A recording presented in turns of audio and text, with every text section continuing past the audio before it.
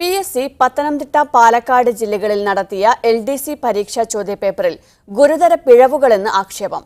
കറുത്ത വർഗ്ഗക്കാരെ വംശീയമായി അധിക്ഷേപിക്കുന്ന തരത്തിലുള്ള ചോദ്യം ചോദ്യപേപ്പറിൽ ഉൾപ്പെട്ടു. ഇന്ത്യൻ ചരിത്രം സംബന്ധിച്ച ചോദ്യങ്ങൾ നന്നേ കുറവായപ്പോൾ സിലബസിന് പുറത്തുള്ള ചോദ്യങ്ങൾ നിരവധി ഉണ്ടായിരുന്നെന്നാണ് പരാതി. സുഡാനിലെ കറുത്ത വർഗ്ഗക്കാരെ വംശീയമായി അധിക്ഷേപിക്കുന്ന തരത്തിലുള്ള ചോദ്യം ഉദ്യോഗാർത്ഥികളോട് ചോദിക്കുന്ന PSC ഇതിനായി 4 ഓപ്ഷനുകളും നൽകി കാര്യങ്ങൾ കുറെ കൂടി വഷളാക്കി.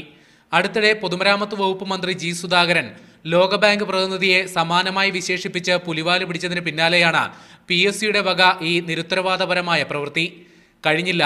ലോകചരിത്രവും ലോകഭൂമിശാസ്ത്രവും സിലബസിൽ ഉണ്ടായിരുന്നില്ലെങ്കിലും ഇത് സംബന്ധിച്ച നിരവധി ചോദ്യങ്ങളും കടന്നുകൂടി.